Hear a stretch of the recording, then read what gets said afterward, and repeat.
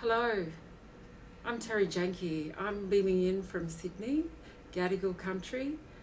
I'm an Indigenous woman, I'm a lawyer, I'm Woodathi and Merriam. My firm, Terri Janke and Company, has been commissioned by Museums Galleries Australia to prepare an Indigenous roadmap for the future of Indigenous engagement with the museums, galleries sector. We're so happy to be working with Alex Marsden, and she's been great in leading us in the consultation process. Working on the project are two young Indigenous women, Taryn, Saunders and Sarah Grant, and you'll hear from them in this clip.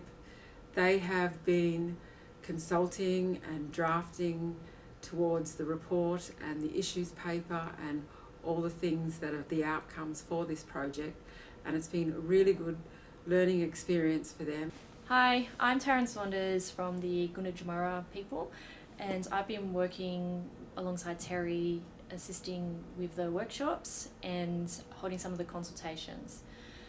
Extensive consultations has been key to this project. We've met with many people around the country, including associations such as the Council of Australian Museum Directors and Indigenous Advisory Committees of cultural institutions. We've consulted with over 600 people through face-to-face meetings, emails, teleconferences, and we've conducted 13 public workshops across Australia with more workshops to be held. We have prepared a literature review and conducted some surveys and audits of major institutions. The result of all of these are available on our website. So one of the questions we wanted answers for was, where are we now? There is a serious misjump between how museums and galleries represent and engage and how Indigenous people want to be represented and engaged. At the heart of this is a different value system. One is based on a knowledge system that values the object, and the other is based on the living culture, the relationships and the processes. Many people we spoke to said that Australia started well in the 90s on their approach to Indigenous participation and engagement in museums. There has been some great work that has come about due to the policy's previous possessions and continuous cultures, including permanent and temporary exhibitions which have set a high standard of representing an Indigenous viewpoint. However, many people felt that this participation and engagement has been inconsistent. There is a sense that this momentum from the 90s has subsided, leaving only a handful of committed players. So, where are we now? What representation and engagement do we currently have? In representation, our audit asked the question, how would you rate Australian museums and galleries in a way that represent Indigenous material? Encouragingly, 40% of respondents said museums and galleries are doing good to excellent. Yet, disturbingly, just under a quarter of respondents felt museums and galleries are performing poor in this area. Representation of Indigenous history must also consist of recognition that this is a history that is often hard to tell. Museums and galleries should be encouraged to embrace these histories, recognising the need for these traumatic stories to be told in order for reconciliation and healing to take place. Now I want to talk a little bit about engagement. How do museums engage with Indigenous people? 26% of museums and galleries rate their engagement with Indigenous people as excellent, with 51% saying fair and 22% saying poor. Museums engage Indigenous people by having RAPs, outreach projects, engagement, internships, Indigenous advisory groups, etc. However, in the audit, 85% of Indigenous people said that they wanted a deeper engagement. The consultations gave an indication of what this deeper engagement is. Now to employment. Increasing Indigenous employment in the sector has been a central concern for policy documents over the last 25 years.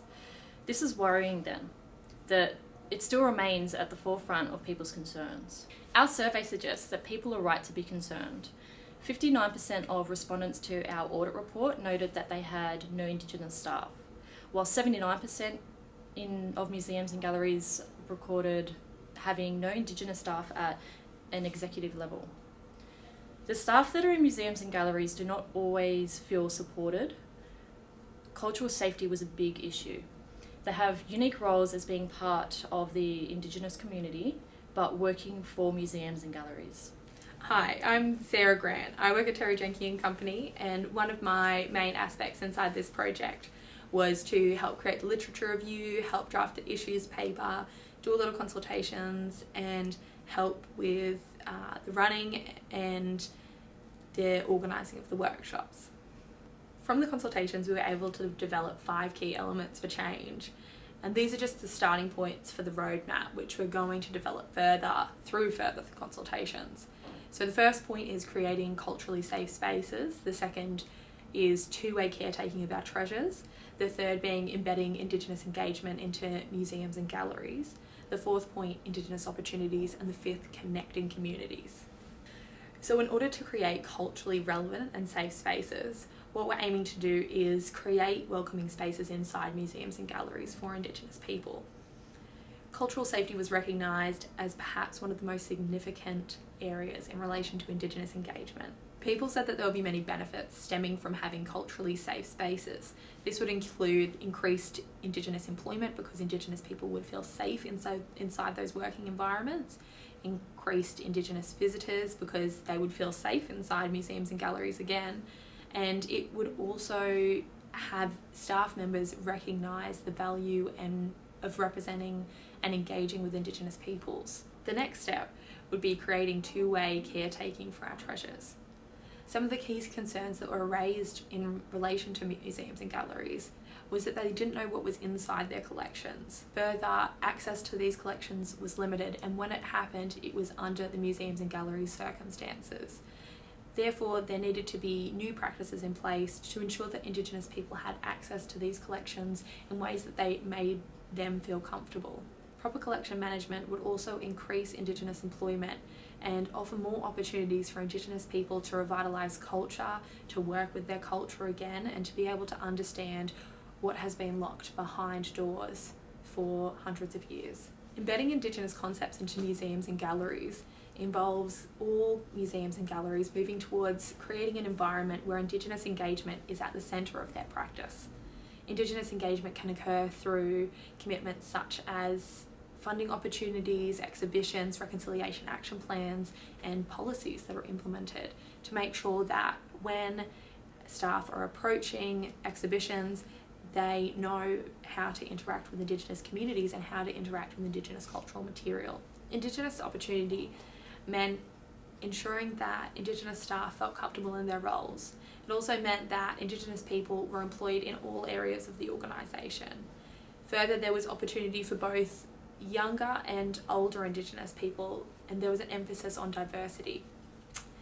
Indigenous people need to be given executive positions and board opportunities so that there is that upper level change happening. The final element for change was making sure that communities had a way to connect with museums and galleries. One of the main ways of doing this was ensuring that there were outreach programs, educational opportunities, benefit sharing opportunities. So just to reiterate, the 5 key elements for change that we're developing are around creating culturally safe spaces, two-way caretaking of our treasure, embedding Indigenous engagement into museums and galleries practices, creating Indigenous opportunities, and connecting communities. We've spoken to Indigenous people, those working in the sector, conducted surveys to get a lot of information about how to improve Indigenous engagement in museums and galleries. The roadmap, when it comes out, will need the support of the sector, both Indigenous and non-Indigenous people working in there, both large organisations, small museums and galleries, those in regions and remote areas, to really make a difference. If we are to change the position of Indigenous people in Australia and the historical record and the representation of Indigenous people in museums and galleries, we need to work together